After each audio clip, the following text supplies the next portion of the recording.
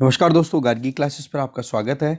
Data आज के 18 फरवरी 2022। देख लेते हैं इंडियन एक्सप्रेस के इंपॉर्टेंट आर्टिकल्स जो अभी हम इस वीडियो में डिस्कस करने वाले हैं। एडिटोरियल और आइडिया पेज से देखो, दो आर्टिकल्स हैं, दोनों आर्टिकल्स ही आइडिया पेज से हैं।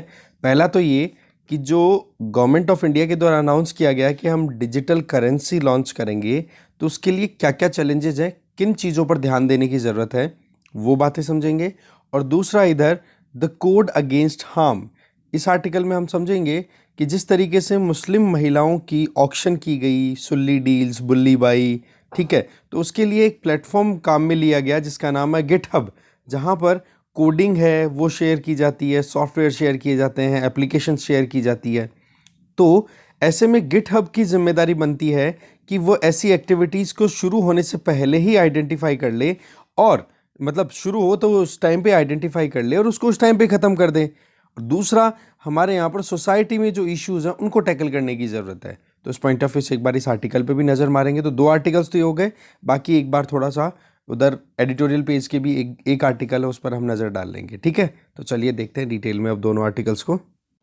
फर्स्ट आर्टिकल है checklist for digital currency. Ishan Bakshi ji के द्वारा लिखा हुआ ये आर्टिकल है। इनका ये कहना है कि यूनियन बजट स्टेटमेंट स्पीच जो आया हमारी फाइनेंस मिनिस्टर निर्मला सीतारमन जी के द्वारा, तो उन्होंने कहा कि हम जल्दी ही डिजिटल करेंसी लॉन्च करेंगे जो कि सेंट्रल बैंक के द्वारा बैकिंग की जाएगी। दैट मीन्स उस डिजिटल करेंसी को हम क्या बोलेंगे? Central bank digital currency, CBDC। ठीक है, तो आरबीआई अगर इस तरीके की एक्टिविटीज़ को कंडक्ट करता है कि एक डिजिटल करेंसी हमारे यहाँ पर लॉन्च की जाए, जैसे कि चाहे हम डिजिटल रुपी बोलें, है ना, तो इस केस में बहुत सारे ऐसे इश्यूज़ हैं जिनको पहले एग्जामिन करने की ज़रूरत है, चेक करने की ज़रूरत है, फिर उसके बाद में हमें आगे काम करना होगा। इसका मतलब आरबीआई को किस फॉर्म में डिजिटल करेंसी को लॉन्च करना है उसके बारे में पता होना चाहिए। क्या उसकी फंक्शनैलिटी होगी, क्या उसकी फंक्शन होंगी, क्या क्या लेन देन या फिर जो भी क्रेडिट फैसिलिटी है उस पर क्या एक्टिविटीज़ करेगी, या फिर उस पर्टिकुलर डिजिटल रुपी का यूटिलिटी क्या है, क्या उसका उपयोग होगा। तो फॉर्म, फंक्शनैलिटी और यूटिलिटी, तीनों चीज़ों को चेक करना ज़रूरी है आरबीआई के द्वारा जब ये डिजिटल करेंसी लॉन्च करे उससे पहले पहले। तो इसमें देखो, फर्स्ट कंसिडरेशन तो क्या होगा कि भाई यहाँ पर जो भी टेक्नोलॉजी आर्किटेक्चर जो यूज़ की जाए वो कैसी होगी। तो फर्स्ट जो चैलेंज रहेगा आरबीआई के सामने, चैलेंज भी बोल सकते हो या फिर आपकी तरफ से सजेशन भी हो सकता है कि भी आरबीआई को अगर डिजिटल करेंसी लॉन्च करनी है तो क्या देखना होगा। तो सबसे पहला तो होगा टेक्नोलॉजी आर्किटेक्चर, क्योंकि सेंट्रल बैंक डिजिटल करेंसी अगर जिस तरीके से बिटकॉइन जिस टेक्नोलॉजी पे बेस्ड है, जिसको हम बोलते हैं ब्लॉकचेन टेक्नोलॉजी, ठीक है, जो कि अपने आप में एक डिस्ट्रीब्यूटेड लेजर टेक्नोलॉजी है, जिसमें बही खाते इस तरीके से ओपन होते हैं कि जो यूज़र है, जो भी वहाँ पर लेन देन कर रहा है, वो उस बही खाते को एक्सेस कर सकता है और अपने लेन देन के हिसाब से उस बही खाते में चेंजेस होते रहते हैं, जो कि हर किसी के लिए एक्सेसिबल होता है। तो एक तो हो गया ये डिसेंट्रलाइज्ड मैनर में, और एक हो गया कि आरबीआई अपने हिसाब से सेंट्रलाइज्ड मैनर में करेंसी को लॉन्च करे और सारी पकड़ आरबीआई के हाथ में रहे। तो इन दोनों में से आरबीआई किसकी तरफ जाना चाहेगा, वो अपने आप में एक बड़ा सवाल रहेगा। क्योंकि अगर डिसेंट्रलाइज्ड मैनर में अगर जाता है आरबीआई अपनी करेंसी को लॉन्च करने के लिए, तो ये अभी की सिचुएशन में देखें तो स्लो और इनएफिशिएंट है। इसके लिए राइटर ये कह रहे हैं कि बिटकॉइन के ट्रांजैक्शन का एक बार हम एग्जांपल लेते हैं कि बिटकॉइन के एक ट्रांजैक्शन में 10 मिनट के लगभग लग जाता है। तो बोला इस तरीके से अगर एक ट्रांजैक्शन 10 मिनट का हो गया, तो हमारे यहाँ पर जितनी स्पीड से यूपीआई का या किसी और प्लेटफॉर्म का हम डिजिटली यूज़ करके पेमेंट कर लेते हैं, या फिर कैश का यूज़ करके कितनी जल्दी ट्रांजैक्शन कंप्लीट कर देते हैं, वहाँ पर अगर 10 मिनट लगेंगे तो क्या हमें आउटपुट मिलेगा अच्छा। दूसरी चीज़ एफिशिएंसी, कि जहां पर हम कैश में एक सेकंड में वो कागज का जो टुकड़ा है जिसको हम लीगल टेंडर बोलते हैं वो डिलीवर करते हैं, हमारी सर्विस या गुड हमारे हाथ में आ जाती है, बोलो उसकी बजाय हम अगर एक बिटकॉइन जैसे डिजिटल करेंसी में पे करेंगे तो कितनी एनर्जी कंज्यूम हो जाएगी। तो इस केस में एक डिजिटल करेंसी लॉन्च करने में टेक्नोलॉजी का एक अपने आप में एक मुद्दा उलझा है। तो उसके बारे में एक सही तरीके से सोच समझ करके आरबीआई को एक फ्रेमवर्क तैयार करने की ज़रूरत है। तो फर्स्ट चैलेंज या फर्स्ट सजेशन हो गया। सेकंड पे चलते हैं। सेकंड में ये कहा जा रहा है कि हमारी ये जो डिजिटल करेंसी जो गवर्नमेंट ऑफ इंडिया ने अभी अनाउंस की, वो क्या होगा, क्या ये एक टोकन बेस्ड सिस्टम होगा या अकाउंट बेस्ड होगा। अब देखो अकाउंट में तो सीधी सी बात है कि हम बैंक में जाते हैं, हमारा पैसा डिपॉजिट करते हैं और उस डिपॉजिटेड मनी के अगेंस्ट में या तो हम किसी को जैसे नेफ्ट कर दिया, आईएमपीएस कर दिया, आप इस तरीके से पैसे ट्रांसफर कर सकते हैं या फिर हम चेक इशू कर देते हैं। तो इसमें तो क्या हो गया कि जो एक ऑनरशिप की आइडेंटिटी है वो होती है कि हाँ जी किस बंदे ने किसको किस वक्त और कितना अमाउंट पे किया था।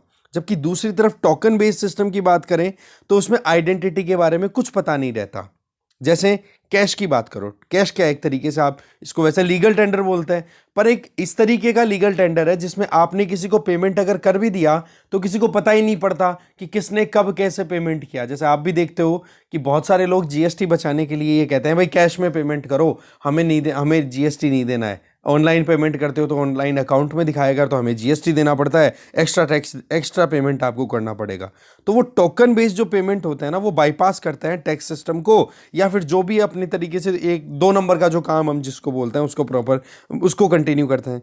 तो सवाल यह है कि डिजिटल करेंसी अकाउंट बेस्ड पे लॉन्च करेंगे या टोकन बेस्ड। अब अकाउंट बेस्ड पे करेंगे तो कहीं ना कहीं बैंक है उनकी रिस्क राइज हो जाएगी कि भाई बैंक ऑलरेडी करेंसी में लेन देन करते हैं, रुपया जैसी करेंसी है उसमें लेन देन करते हैं, उनके लिए अब डिजिटल करेंसी का लॉन्च हो जाना एक बहुत बड़ी सरदर्दी होगी।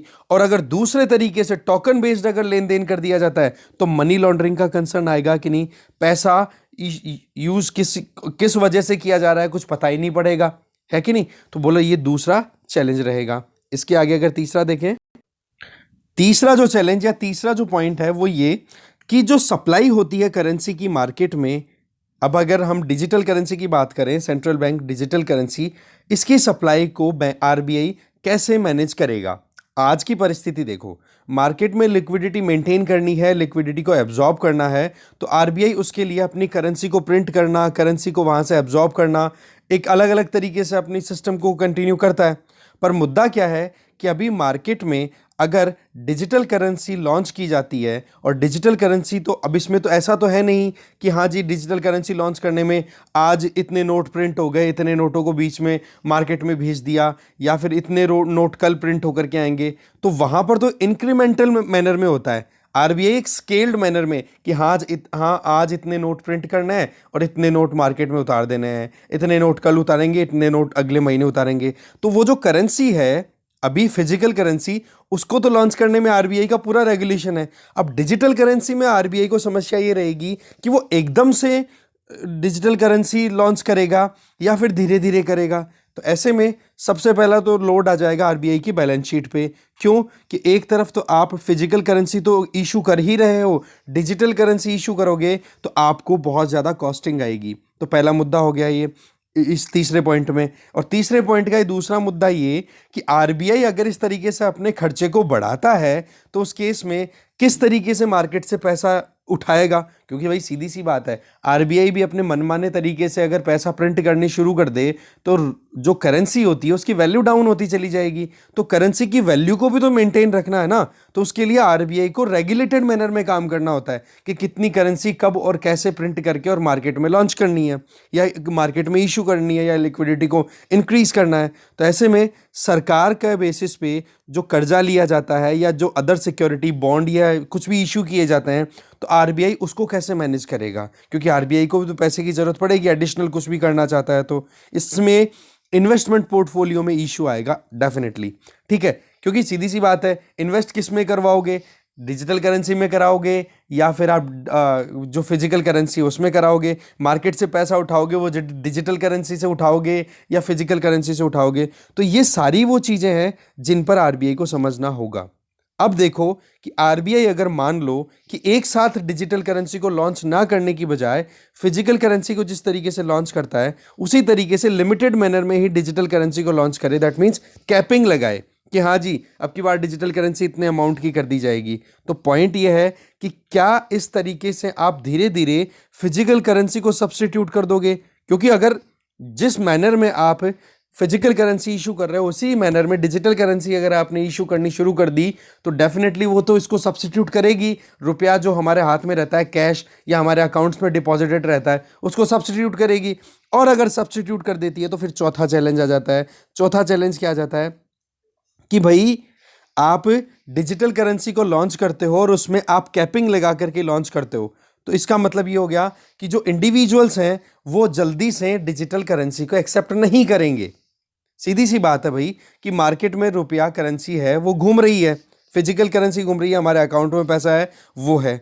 अब आपको ये पता पड़े कि हाँ जी आरबीआई ने डिजिटल रुपी भी लॉन्च कर दिया, क्या हम उस डिजिटल रुपी को जल्दी से एक्सेप्ट करेंगे? क्योंकि आरबीआई शुरू में अगर कैपिंग के मैनर में, मतलब रेगुलेटेड, एक साथ पूरी डिजिटल करेंसी ना लॉन्च करके धीरे धीरे अगर सर्कुलेशन में लेकर के आता है, तो हमारी तो डिपेंडेंसी किस पे रहेगी? फिजिकल करेंसी पे ही तो है। तो हम तो जो कंफर्ट जोन है उसी पे कंटिन्यू करेंगे। तो एक इंडिविजुअल या फिर जो कंपनीज है ना, वो फिजिकल करेंसी पे अभी भी रिलाई करती रहेंगी, ना कि डिजिटल करेंसी में। तो ऐसे में फेज्ड मैनर में भी लॉन्च करना अपने आप में बहुत ज़्यादा रिस्की हो जाएगा। अब फेज्ड मैनर की बजाय अगर अचानक से लॉन्च करने की बात करें, तो वहां पर जो बैंकों में पैसा है ना, वो क्वेश्चन मार्क में आ जाएगा, क्योंकि बैंकों का तो सारा का सारा लेन देन जो फिजिकल करेंसी है उसी में होता है ना। अब बैंकों को क्या आप बाईपास करोगे या बैंकों को वहां पर इंक्लूड करोगे? क्योंकि ये जो सेंट्रल बैंक डिजिटल करेंसी है ना, ये बैंकों के अंडर, बैंकों में जो ऑलरेडी क्राइसिस आ रहा है, जिसमें लोग जो हैं वो लोन ले लेते हैं, रिटर्न नहीं करते हैं, या दूसरे तरीके से बैलेंस शीट इशू आता है बैंकों में, वो बोला और ज़्यादा बढ़ जाएगा। क्यों? क्योंकि लोग अचानक से अगर डिजिटल करेंसी आरबीआई के द्वारा लॉन्च की जाती है तो फिजिकल करेंसी से डिजिटल करेंसी में शिफ्ट कर जाएंगे, तो बैंकों की रेलेवेंस नहीं रह जाएगी, तो बैंकों का क्राइसिस और बढ़ जाएगा। फिर आ जाता है पांचवा पॉइंट, जो कि इसी से कनेक्टेड है, कि सेंट्रल बैंक को यह डिसाइड करना पड़ेगा कि जी डिजिटल करेंसी आप लॉन्च तो कर दोगे, क्या उस पर आप कुछ इंटरेस्ट बियरिंग रखोगे कि नहीं? अगर कहीं पे कोई क्रेडिट डेबिट की बात करता, उधार लेना देना, तो उसमें ब्याज का कोई कंसिडरेशन होगा कि नहीं? अगर ब्याज का कंसिडरेशन नहीं होता है तो फिर बाद में रिस्क आ जाती है। कारण कि आज हम एक कैसे कंट्री हैं? Developing country. Developing country India जैसे कंट्रीज में यहां पर इंटरेस्ट फ्री लोन नहीं दिया जा सकता, क्योंकि हम एक डेवलपिंग कंट्री है। स्टेट, दैट मीन्स सरकार को भी पैसे की जरूरत होती है, मनी सर्कुलेट करवाने के लिए टैक्सेशन की भी जरूरत होती है, बैंकिंग सिस्टम को एफिशिएंटली काम करने के लिए भी पैसे की जरूरत होती है। तो उस केस में इंटरेस्ट तो लेना जरूरी हो जाता है। ऐसा नहीं कि डेवलप्ड कंट्रीज की तरह हम बिना इंटरेस्ट के ही मार्केट में पैसा फेंक दें। तो मुद्दा क्या आता है कि अगर इंटरेस्ट बियरिंग को हम जीरो कर दें, है ना, तो मॉनेटरी और फाइनेंशियल इश्यूज आ जाते हैं, और वो चीजें अब हम आगे समझते हैं। मान लो आरबीआई ने अपनी तरफ से ये मान लिया कि हाँ जी हम तो डिजिटल करेंसी पे इंटरेस्ट बियरिंग रखेंगे, मतलब ब्याज की व्यवस्था वहां पर रखी जाएगी। तो ये तो एग्जैक्टली वही हो गया ना, कि ये तो बैंकों में जो डिपॉजिटेड अमाउंट है उसको बिल्कुल सब्स्टिट्यूट कर देगा। अगर बैंकों में डिपॉजिटेड अमाउंट को डिजिटल करेंसी ने सब्स्टिट्यूट कर दिया, तो बैंकों का क्राइसिस हम ऑलरेडी प्रीवियस पैराग्राफ में देख चुके हैं कि क्या हाल हो जाएगा, कि बैंक फंड किसको करेंगे जब डिजिटल करेंसी ही उतने ब्याज पे मिल रहा है। तो अब बैंकों को फंडिंग की व्यवस्था नहीं होगी। अब बैंक अगर फंड नहीं कर पा रहे हैं, दैट मीन्स बैंकों से अगर कोई लोन नहीं लेता है, तो बैंकों के लिए एनकरेजिंग कोई सिचुएशन नहीं रही। तो बैंकों को जो पैसे की जरूरत पड़ेगी, तो मार्केट में वो ज्यादा कॉस्ट पर, मतलब ज्यादा इंटरेस्ट रेट देते हुए पैसा इकट्ठा करेंगे। कैसे? देखो सिंपल सी बात है कि अगर इंटरेस्ट रेट फिक्स कर दी गई डिजिटल करेंसी पे, तो इस केस में क्या हो जाएगा कि लोग ये देखेंगे कि भाई बैंकों के पास में हम लोन लेने जाएंगे जो कि फिजिकल करेंसी में ट्रांजैक्शन करते हैं, उस पर कितना ब्याज देना पड़ रहा है, और दूसरी तरफ डिजिटल करेंसी अगर हम उधार लेते हैं तो उस पर कितना ब्याज देना पड़ रहा है। तो बेशक यहाँ पर डिजिटल करेंसी है वो थोड़ी सस्ती मिलेगी।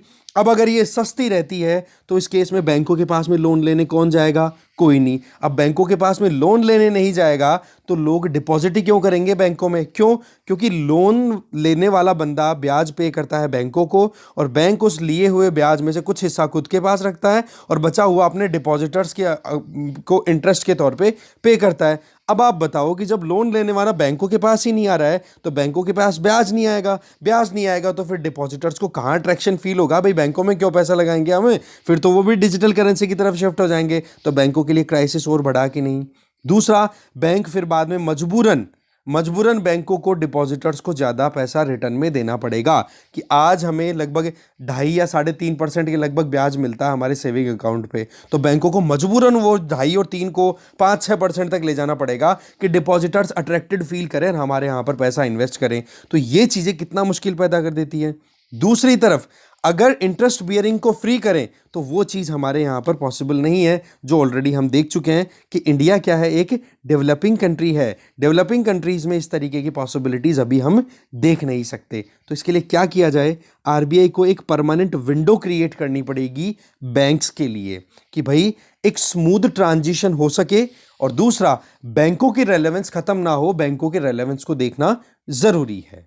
ठीक है। और फ्लिप साइड में मैंने ऑलरेडी बता ही दिया कि अगर जीरो इंटरेस्ट बियरिंग अगर रखी जाए तो फिर बाद में आपको पता ही है कि एफिशिएंसी, मॉनेटरी पॉलिसी, इनके ऊपर तो अच्छा, इसमें क्या जाता है, ये हो ही गया जीरो इंटरेस्ट बियरिंग रखे तो डेवलपिंग कंट्री का हो ही गया हमारा। इसके अलावा एक चीज़ ये बताई जा रही है, ये तो हो गया फाइनेंशियल इशू ऊपर। तो अब आ जाओ मॉनेटरी पॉलिसी में। मॉनेटरी पॉलिसी में क्या मुद्दा आ जाएगा कि अगर सेंट्रल बैंक डिजिटल करेंसी ला दी जाती है तो इसमें आरबीआई की एफिशिएंसी आ जाएगी काम करने में। जैसे आज अगर रेपो रेट या रिवर्स रेपो रेट को अगर आरबीआई अपने हिसाब से चेंज करे, और आरबीआई की टेंडेंसी ये है कि मार्केट में लिक्विडिटी को हमें थोड़ा सा कम करना है, ठीक है, मतलब अकोमोडेटिव स्टांस की बजाय अगर हम नॉर्मलाइजेशन की तरफ जाएं, इंटरेस्ट रेट को राइज करें, तो आरबीआई की जो पॉलिसी चेंज हो गई ना, इस पॉलिसी को चेंज होते होते 1 साल, 1.5 साल, 15 महीने, पता नहीं कितना टाइम लग जाता है। इसका मतलब जो पास थ्रू, या फिर आप कह सकते हो कि आरबीआई की जो टेंडेंसी है, आरबीआई का जो इंटेंट है, वो एग्जैक्टली मार्केट में नहीं रेप्लिकेट होगा। तो उस केस में आरबीआई के लिए डिजिटल करेंसी एक अच्छा काम कर देगी। कैसे? आरबीआई सेकंडों में डिजिटल करेंसी को एब्जॉर्ब कर सकेगा, सीधा रेगुलेट कर लेगा कि हाँ जी इंटरेस्ट रेट बढ़ा दी गई है, पैसा मार्केट से इकट्ठा कर लो, जो भी डिजिटल करेंसी सर्कुलेट हो रही है, डिजिटल रुपी। जबकि इधर फिजिकल करेंसी में उसमें थोड़ी प्रॉब्लम आती है। पर वही चीज़ होती है कि अभी हमने प्रीवियसली जितना इश्यूज डिस्कस किए हैं, हम उन चीज़ों को इग्नोर नहीं कर सकते। तो मॉनेटरी पॉलिसी में तो एफिशिएंसी आ जाएगी, बट फाइनेंशियल इश्यूज कहीं ना कहीं हाईलाइट हो जाएंगे। फिर नेक्स्ट जो कंसर्न है राइटर का, वो ये कि देखो जी, आज हमारे देश में बात करें तो कितनी ज़्यादा इकोनॉमी हमारी जो है वो डिपेंड करती है कैश सर्कुलेशन पे। डिमोनेटाइजेशन बेशक कराया गया, पर डिमोनेटाइजेशन के बाद में अभी की सिचुएशन देखें ना, तो जीडीपी के कंपैरिजन में करेंसी इन सर्कुलेशन बहुत ज़्यादा है। तो इस केस में क्या हम आज स्वीडन, यूएस की तरह डिजिटल इकोनॉमी है पूरी, उनकी तरीके की इकोनॉमी नहीं है। हमारे यहाँ पर कैश पर डिपेंडेंसी बहुत है। और रही सही में इनफॉर्मल सेक्टर, जो ऑलरेडी बहुत ज़्यादा क्राइसिस का सामना कर रहा है, वो इनफॉर्मल इकोनॉमी तो कैश पे ही डिपेंडेंट है। अब एग्रीकल्चर की बात करो, अब एग्रीकल्चर पे जो किसान भाई हैं वो ज़्यादातर डिपेंडेंसी रखते ही अपनी कैश पे हैं। तो अगर वहाँ पर आप डिजिटल करेंसी इस तरीके से डालोगे तो फिर आप कहीं ना कहीं और ज़्यादा क्राइसिस को बढ़ा दोगे। ठीक है, इस तरीके से हमें सोच समझ करके काम करना होगा, हमारे इकोनॉमी के डिफरेंट डिफरेंट सेक्टर्स को भी कंसिडर करना होगा। ठीक है, इसके आगे अगर देखा जाए, लास्टली जो इंपॉर्टेंट है कि आरबीआई जो है वो इन सारे इश्यूज को समझने के लिए अपनी तरफ से पायलट स्टडी करेगा, मतलब पायलट प्रोजेक्ट लॉन्च करेगा। तो सेंट्रल बैंक को ज़रूरत है कि वो ये जो सेंट्रल बैंक डिजिटल करेंसी को जब हम मटीरियलाइज करें, जब हम इसको इम्प्लीमेंट करें, तो उस टाइम पर हमारे पास में कुछ ऐसे स्टडीज़ अवेलेबल होना चाहिए कि जो हमारे पास में अभी एग्जिस्टिंग इकोसिस्टम अवेलेबल है, जिसमें हम डिजिटल पेमेंट्स करते हैं, जिसमें रुपया हमारे अकाउंट में होता है या फिर हम क्रेडिट कार्ड से इनसे रिडीम करते हैं और फिर उसके बाद में पेमेंट करते हैं, जो हमें रिटर्न करना होता है कुछ टाइम के अंदर अंदर, राइट। जिसमें आप यूपीआई पेमेंट की बात करो या अलग अलग डिजिटल वॉलेट्स की बात कर लो, तो आपने जो पेमेंट किया वो कितना एफिशिएंटली काम कर रहा है। अभी हमने टाइमिंग के हिसाब से भी देखा ना कि यूपीआई में तो सेकंडों में पेमेंट हो गया, स्कैन किया क्यूआर कोड, पेमेंट हो गया। और जबकि वहाँ बिटकॉइन जैसी टेक्नोलॉजी पे, ब्लॉकचेन टेक्नोलॉजी पे बेस्ड अगर हम काम करेंगे तो 10 मिनट लगते हैं एक ट्रांजेक्शन में। तो ये चीज़ें क्या है कि हमारे पास में जो already existing robust payment infrastructure है, क्या उसको हम रिप्लेस करने के लिए रेडी हैं। आज हमारे देश में कोई चाइना की तरह इकोनॉमी तो है नहीं जहाँ पर कंपटीशन ही नहीं है, कोई अथॉरिटेरियन रिजीम तो है नहीं जहाँ पर कंपटीशन को प्रमोट ही नहीं करते। हमारे यहाँ पर हेल्दी मार्केट कंपटीशन है, हमारे यहाँ पर जो कंपनियाँ हैं वो अच्छे से परफॉर्म करने के लिए रेडी हैं, कंज्यूमर भी अवेयर हो रहा है धीरे धीरे। तो इस केस में जो हमारा मेन टारगेट है डिजिटलाइजेशन और ये सारा करने का, वो है फाइनेंशियल इंक्लूजन को बढ़ाना, कि लोग ज़्यादा से ज़्यादा फॉर्मल सेक्टर में आए, पैसे का लेन देन जो भी करें वो फॉर्मल सेक्टर में करें, अपनी मनी भी डिपॉजिट करें। तो एक नंबर की इकोनॉमी हम बनाना चाहते हैं, लोगों को सस्ते में अच्छी फैसिलिटीज़ देना चाहते हैं फाइनेंशियल इश्यूज़ में अगर बात की जाए। तो इस केस में फाइनेंशियल इंक्लूजन, लो ट्रांजैक्शन कॉस्ट की बात करो, लो इनकम हाउस होल्ड की जो एक्सेसिबिलिटी है इन फैसिलिटीज़ को जो हम यूपीआई और ये वॉलेट यूज़ करते हैं, बोले इन चीज़ों को रिप्लेस करने के लिए क्या हम तैयार हैं, ये अपने आप में एक बहुत बड़ा डिबेट है। तो इन चीज़ों पर भी आरबीआई को ध्यान देने की ज़रूरत है। तो बात ऐसी है कि सेंट्रल बैंक डिजिटल करेंसी जो है ना, वो अपने आप में सेंट्रल बैंक की लाइबिलिटी होगी, ना कि कॉमर्शियल बैंक्स। इसका मतलब क्या हो गया, बैंकों का रोल बहुत कम हो जाएगा अगर ये डिजिटल करेंसी लॉन्च की जाती है। तो सवाल ये है कि भाई अगर बैंकों की रेलेवेंस खत्म हो गई तो क्या डिपॉजिटर हमारे जैसे जो इंडिविजुअल हैं वो बैंकों से कुछ लेन देन करेंगे? अगर वो लेन देन नहीं करेंगे तो बैंक बर्बाद होंगे। तो क्या यूनियन या स्टेट गवर्नमेंट या कोई भी रेगुलेटर, फॉर एग्जांपल आरबीआई, इस चीज़ के लिए रेडी है कि एक पब्लिक सेक्टर बैंक है वो बर्बाद हो जाए, क्राइसिस में आ जाए? ऐसा तो शायद नहीं होगा। तो इस केस में सोच समझ करके चलने की ज़रूरत है। आर्ग्यूमेंट्स बहुत थे हमारे पास में, लिमिटेशंस, चैलेंजेस बहुत थे, इन चैलेंजेस को हम इग्नोर नहीं कर सकते। तो बात ऐसी है, डिजिटल करेंसी फॉर्मुलेट करना आरबीआई के लिए अपने आप में डिज़ायर तो है, पर इसके लिए बहुत सोच समझ करके आगे चलना होगा और आरबीआई ही अपने हाथ में ये सारी पावर रखे, क्योंकि सोवरेनिटी अपने आप में बहुत इंपॉर्टेंट होती है। आज अगर सरकार की कहीं पर रेलेवेंस है ना, हमारी जो गवर्नमेंट्स हैं या इंडिया की कहीं रेलेवेंस है, इंडिया जो आइडिया है उसकी रेलेवेंस, वो इसीलिए है क्योंकि सेंट्रल बैंक जो है वो करेंसी को रेगुलेट कर रहा है। अगर करेंसी को एक बार आप छोड़ दो, मन में आए जैसे डिजिटल करेंसी जो ये चल रही है, डिजिटल क्या, ये जो क्रिप्टो करेंसीज चल रही हैं, इनके हिसाब से अगर डिसेंट्रलाइज मैनर में अगर अलग अलग करेंसीज चलनी शुरू हो गई तो फिर क्या तो आरबीआई की रेलेवेंस है गई, और क्या फिर बाद में सेंट्रल गवर्नमेंट और स्टेट गवर्नमेंट की रेलेवेंस है? क्योंकि आज हम सरकार की बात क्यों करते हैं? क्योंकि उनके पास में पॉलिसी फॉर्मुलेशन का राइट है। तो इस केस में सॉवरेनिटी को मेंटेन करना, मॉनेटरी सॉवरेनिटी को मेंटेन करना आरबीआई की प्राइम ड्यूटी है। अब देखो, चाहे आरबीआई किसी भी तरफ जाए, सोच समझ करके चलने की जरूरत है। तो ये कुछ कंसर्न्स थे, कुछ सजेशंस थे। ठीक है, आगे चलते हैं। नेक्स्ट आर्टिकल है द कोड अगेंस्ट हार्म। देखो यहाँ पर चिन्मयी अरुण के द्वारा लिखा हुआ आर्टिकल है। इनका ये कहना है कि अभी रिसेंटली एक इशू हाईलाइट हुआ था जिसके बारे में हमने पहले बात भी की थी कि सुल्ली डील्स, बुल्ली बाई, इस तरीके की शॉकिंग न्यूज़ आई जिसमें ये था कि मुस्लिम वुमेन की ऑक्शन की जा रही है। तो बोलो वो अपने आप में एक वुमेन की जो डिग्निटी है या जो माइनॉरिटी कम्युनिटी की जो वुमेन है उन पर आप अटैक करो, जो कि ठीक बात नहीं है। तो ऐसे में यहाँ पर एक प्लेटफॉर्म यूज़ किया गया जिसका नाम है गिटहब। ठीक है, जिस तरीके से हम फेसबुक या यूट्यूब या यूज़ करते हैं, जो भी सोशल मीडिया इंटरमीडियरीज हैं जिन पर हम क्या डालते हैं, हमारा जो भी ओपिनियन है वो टप से डाल देते हैं और वो लोगों तक पहुंच जाता है। एग्जैक्टली ऐसे ही अगर आपने कोई कोड, कोई एप्लीकेशन, कोई सॉफ्टवेयर कुछ भी डेवलप किया है तो आप उस चीज़ के लिए, आपके लिए गिटहब जैसा प्लेटफॉर्म अवेलेबल है जहां पर आप अपना अकाउंट बनाते हो और अपना जो कोड है उसको अपलोड कर दिया करते हो। अब वहां पर मुद्दा क्या है कि एक तरफ तो हम सोशल मीडिया इंटरमीडियरीज की बात करें तो यहाँ पर तो सिंपल इंग्लिश या हमारी जो नेटिव लैंग्वेज है, जो लैंग्वेज वहाँ पर उस प्लेटफॉर्म पे अलाउड है, उस लैंग्वेज में हमारा कमेंट होता है तो कोई भी समझ सकता है और उस चीज़ को रिपोर्ट कर सकता है कि जी ये कम्युनिटी के लिए हार्मफुल है और इस कंटेंट को आप एक बार रिव्यू करो या फिर इसको डिलीट करवाओ। दूसरी तरफ अगर गिटहब जैसे प्लेटफॉर्म पे ये जो एप्लीकेशन, सॉफ्टवेयर ये डेवलप किए जाते हैं, ये अपलोड किए जाते हैं, बोले इनमें लैंग्वेज अलग है, कोडिंग यूज होती है जो कि एक आम आदमी के समझ से बहुत दूर की बात है।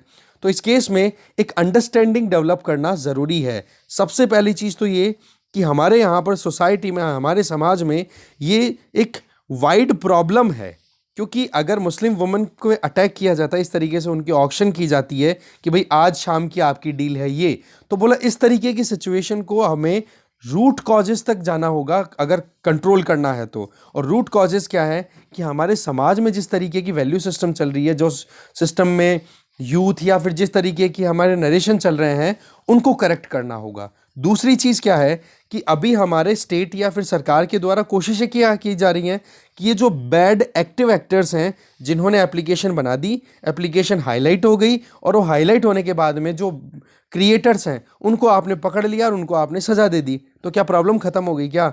जी बिल्कुल नहीं। आपने केवल सिम्टम्स को ट्रीट किया है, आपको रूट कॉज पे जाना होगा।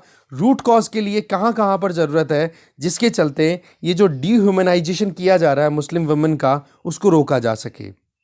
इसके लिए जो पैसिव बैड एक्टर्स हैं ना, उन पर भी फोकस करना होगा। पैसिव बैड एक्टर्स कौन हो गए? जैसे कि मान लो कोई इंडिविजुअल आज अभी अपना काम शुरू कर रहा है, ठीक है, थोड़ा थोड़ा ऐसे ही एनकरेज हो रहा है कि हाँ जी पैसे कमाने की व्यवस्था है अपनी, ठीक है। या फिर मान लो कोई अपना एजेंडा प्रमोट करना चाह रहा है, तो उसने अपनी एप्लीकेशन बनाई और वहाँ गिटहब पे डाल दिया। पर वो एप्लीकेशन कब हाईलाइट होगी? जब उसकी डिमांड बनेगी और जब वो पूरा शेयर कर दिया जाएगा। अब जब मार्केट में उस एप्लीकेशन का बहुत ज़्यादा शेयर हो चुका है, लोगों को एक्सेसिबिलिटी मिल चुकी है, अब उसके बाद में सरकार जागेगी कि जी अब जाकर के पता पड़ा कि हाँ कि इस तरीके से कोई एप्लीकेशन लॉन्च की गई थी और वो लॉन्च होने के बाद में और ये वहाँ पर गलत चीज़ें हैं जो कि रुकनी चाहिए। तो सरकार वहाँ पर जब एक्शन लेगी ना, तब तक पता पड़ा कि वो एप्लीकेशन पता नहीं कितने लोगों तक तो पहुँच चुकी है। इसका मतलब और बैड एक्टर्स तैयार हो सकते हैं। तो ऐसे में कुछ लोग तो फन के लिए काम करते हैं, कुछ लोग एजेंडास प्रोपोगेंडास के लिए काम करते हैं, और ये जो सोशल इश्यूज हैं इनका तो कुछ ज़्यादा ही इन्फ्लुएंस है डिजिटल प्लेटफॉर्म्स पे। तो इस केस में सोसाइटी में जो इश्यूज है ना, इन इश्यूज को हमें टैकल करना होगा। दूसरा, ये जो रेपग्नेंट या अनएक्सेप्टेबल टूल्स हैं जिसकी वजह से हमारे सोसाइटी में और ज़्यादा गैप्स लाए जा रहे हैं, उनको करेक्ट करना होगा। फिर वही बात, फेसबुक, यूट्यूब और ट्विटर, इनकी बात हम ऑलरेडी कर चुके हैं कि इन प्लेटफॉर्म्स को तो इतना एक्सपीरियंस हो चुका है सोशल मीडिया इंटरमीडियरीज को, कि इनको आइडेंटिफाई करना आ चुका है कि हाँ भाई कौन सा कंटेंट गलत है, कौन सा सही है, किस कंटेंट को रिमूव करना है, किसको प्रमोट करना है। तो उस तरीके के सिस्टम को ये अपने हिसाब से देख लेते हैं। बट दूसरी तरफ गिटहब जैसे प्लेटफॉर्म है ना, वहाँ पर कोडिंग होती है। कोडिंग के बारे में अभी तक कॉमन मैन को तो इतना पता होता नहीं है, और गिटहब भी इतना ट्रांसपेरेंटली इतना काम करता नहीं है। तो यहाँ पर ज़रूरत किसकी है कि गिटहब भी कोऑपरेट करे, कि भाई कोई भी अगर इलीगल या फिर आप कहें ना अनएक्सेप्टेबल मतलब इंस्ट्रूमेंट तैयार करके गिटहब का कोई यूज कर रहा है, तो उसको इनिशियल स्टेज पे स्ट्रक डाउन कर दे। और दूसरा, आइडेंटिफाई होने के बाद में जो भी आप कह सकते हो स्टेट है या जो भी रेगुलेटर है, उनसे उनको अप्रोच किया जाए और उनको बताया जाए कि भाई आप इस तरीके से ये इंडिविजुअल से कुछ बैड एक्टिविटीज कंडक्ट कर रहे हैं। इसका मतलब कि सही रेगुलेशन अपना खुद का करना होगा गिटहब को खुद से। इसके आगे फिर राइटर बोलना चाह रही हैं कि कुछ सजेशन ऐसे आ रहे हैं कि हमें कुछ सजेशन तो ऐसे आते हैं कि हाँ भाई जो भी परपेट्रेटर्स हैं, जो जानबूझ करके इस तरीके की गफले कर रहे हैं, गड़बड़ियाँ कर रहे हैं मतलब हमारे समाज में या डिजिटल प्लेटफॉर्म्स पे, उनको पकड़ो और उनको पनिश कर दो। तो बोलो उसके लिए बहुत ज़्यादा माथापच्ची करनी पड़ती है, क्योंकि ज़्यादातर जो हमारे यहाँ पर जो प्लेटफॉर्म्स ऑपरेट कर रहे हैं ना डिजिटल डोमेन में, वो यूएसए बेस्ड है, यूनाइटेड स्टेट्स ऑफ अमेरिका है। तो वहाँ पर जो लॉ कंपनीज हैं, लॉ है या फिर जो कंपनीज को कंप्लाई करने होते हैं वहाँ के कानूनों को, तो वो जल्दी से इन्फॉर्मेशन शेयर नहीं करते हैं, क्योंकि वहाँ पर क्या होता है इंडिविजुअलिस्टिक पैटर्न में काम किया जाता है कि इंडिविजुअल की प्रिवेसी है वो प्रोटेक्टेड रहनी चाहिए। बेशक एक इंडिविजुअल को freedom of speech and expression हमारे यहाँ पर भी दिया हुआ है, हमारे यहाँ पर भी इंडिविजुअल राइट्स दिए हुए हैं, पर हमारे यहाँ पर कम्युनिटी राइट्स को भी इग्नोर नहीं किया गया है। तो आप वेस्टर्न सोसाइटी का सेक्युलरिज्म और हमारी सेक्युलरिज्म में बहुत अंतर देखोगे, वो ये कि वहाँ पर केवल डिजिटल इश्यूज पर पर्सनल इश्यूज को ज़्यादा ध्यान दिया जाता है, हमारे यहाँ पर पर्सनल प्लस कम्युनिटी दोनों पर ध्यान दिया जाता है। तभी तो रिलीजन की बात कर लो, ठीक है, माइनॉरिटीज़ की बात कर, माइनॉरिटी कोई एक तो होता नहीं है, ठीक है, माइनॉरिटी तो पूरी कम्युनिटी है, तो कम्युनिटी के राइट्स की बात की नहीं हमने, ठीक है। तो इस केस में क्या आ जाता है कि यूएसए बेस्ड कंपनीज जो हैं वो इंफॉर्मेशन शेयर करने से मना कर देती हैं किसी भी एक इंडिविजुअल की। तो इस केस में वहाँ पर गिटहब को जिस भी कंट्री में ऑपरेट कर रहे हैं, वो जैसे इंडिया में वो ऑपरेट कर रहे हैं, तो उनको यहाँ के रेगुलेशंस के हिसाब से अपने आप को चेंज करना होगा। रेमेडीज तो अवेलेबल होनी चाहिए, क्योंकि इस तरीके से कुछ लोग जो हैं वो फंडामेंटल राइट्स का अब्यूज़ करते हैं। तभी तो हमारे यहाँ पर आर्टिकल 19 क्लॉज 2 में रीजनेबल रेस्ट्रिक्शंस भी दी हुई है। उन रेस्ट्रिक्शंस को इम्पोज करने में भी हमें पीछे नहीं हटना चाहिए, नहीं तो जो एक सोशल थ्रेड है ना हमारी सोसाइटी का, एक अच्छा जो एक बंधन है, या एक कह सकते हैं कि बंधन तो नहीं कहेंगे, जो एक सिस्टम है हमारी सोसाइटी का, वो कहीं ना कहीं बिगड़ जाएगा। तो इसके लिए गिटहब अगर प्रोएक्टिवली ब्लॉक कर देना इस कंटेंट को, इस तरीके के कंटेंट को, तो उसको रोका जा सकता है। आपको पता है कि जिस तरीके से revenge porn, that means a couple A and B, A लड़का बी लड़की, दोनों के बीच में रिलेशनशिप चली, ए ने बी के साथ में अपनी जो भी रिलेशनशिप थी उसको रिकॉर्ड कर लिया, फोटोज खींच ली, और उनके बाद में कुछ टाइम बाद में उनका ब्रेकअप हो गया, और ए है वो ब्लैकमेल करना शुरू कर देगा बी को, या उल्टा भी हो सकता है बी है वो ब्लैकमेल करना शुरू कर देगी ए को। तो इस केस में वो जब एक दूसरे को ब्लैकमेल करेंगे सोशल मीडिया प्लेटफॉर्म पे, वो अपलोड कर देंगे उस वीडियो को या फोटो को, और वो फोटो वीडियो जब पूरा चारों तरफ सर्कुलेट हो जाएगा ना, तब जाकर के सोशल मीडिया पे लोग जागेंगे, अरे यार ये तो इस तरीके की प्रॉब्लम हो रही है। तो बोले इन चीज़ों को तो टैकल करने के लिए हमारे पास में कुछ ऑप्शन है कि सोशल मीडिया उस टाइम पर कहते हैं ना कि ऑरिजिन, कि कंटेंट क्रिएटर कौन है, वहां तक पहुंचने के लिए हमारे पास में तो आईटी रूल्स एथिक्स वाले अवेलेबल हैं जो 2021 में आ गए। पर मुद्दा क्या आ गया कि ये बुल्ली बाई और ये सुल्ली डील जो कि गिटहब जैसे कोडिंग प्लेटफॉर्म पे यूज़ किया जाता है ना, वो कहीं ना कहीं मुश्किल है। तो उस पर रिस्ट्रेंट बरतने की ज़रूरत है, चाहे उसके लिए हम सोशल प्लेटफॉर्म्स पे चेंजेस लेकर के आएँ, चाहे एजुकेशनल सिस्टम में हमारे चेंजेस लेकर के आएँ, चाहे ये जो प्लेटफॉर्म्स है जो कि इस तरीके की फैसिलिटीज़ दे रहे हैं, तो गिटहब जैसे प्लेटफॉर्म को अपनी तरफ से प्रोएक्टिवली काम करना होगा जिससे कि ये हार्मफुल कंटेंट उनके प्लेटफॉर्म पे शेयर ना हो। तो ये है पूरा मुद्दा। तो ये तो केवल अभी तो चलो मुस्लिम वुमेन को अटैक किया गया है, टारगेट किया गया है, कल को ना कोई और कम्युनिटी को कवर कर लिया जाएगा, तो ये चीज़ तो देखो मॉरली रॉन्ग है, ठीक है ना। तो ये है पूरा मुद्दा डिजिटल प्लेटफॉर्म्स का हमारे खुद की एवरीडेज लाइफ पे क्या इम्पैक्ट है। ओके, आगे चलते हैं। फिर ये वाला आर्टिकल है, इट्स नॉट येट ओवर।